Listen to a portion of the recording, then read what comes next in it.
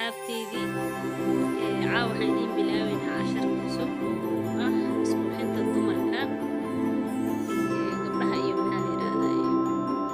hooyooyinkooda dhan way isku qurxin karaan isqurxin dabiici ah oo aad u badan maxaa la yiraahdaa haddii aad fiiriso aad baroobayso wax badan aad ka dareemaysiin waaye marka la baroobay insha allah alaabtaana isku kaseena caawa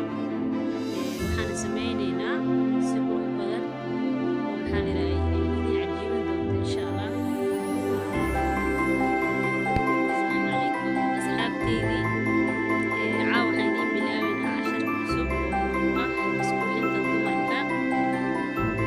gabdhaha iyo maxaa la yiraahdaa hooyooyinkooda dhan way isku qurxin karaan isqurxin dabiici ah oo aad u badan maxaa la yiraahdaa haddii aad fiiriso aad baroobayso wax badan aad ka dareemaysiin waaye marka la baroobay insha allah alaabtaana isku kaseena caawa waxaan sameynaynaa si qurux badan oo maxaa la yiraahdaa idin cajiibin doonta insha allah. alaabtan aad u jeedaan waxay ka bixinaysaa dhanka maxaa la yiraahdaa madowga faraha iyo lugaha si maxaa la yiraahdaa qurux siman oo aad u qurux badan gabdhaha maxaa la yiraahdaa oo isticmaala dawooyinka aad ay u fiican tahay marka la baroobay insha allah. asxaabteydii geedkii waa kusoo shubay waxaa kusoo shubay laba qaado ujeedaan oo leedahay qaadadan hoosteeda ama sokor ah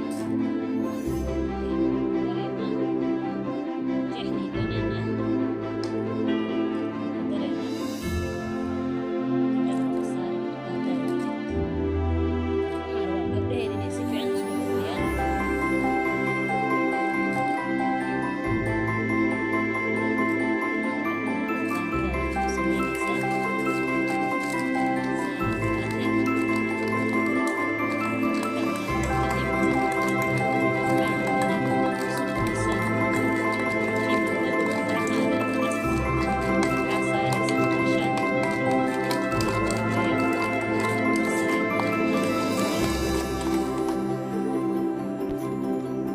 asxaabi waa ujeedaan sidaan aan soo qasay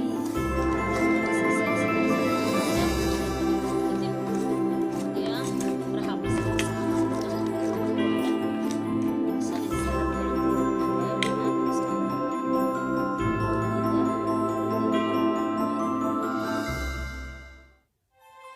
sana umarsanaysaa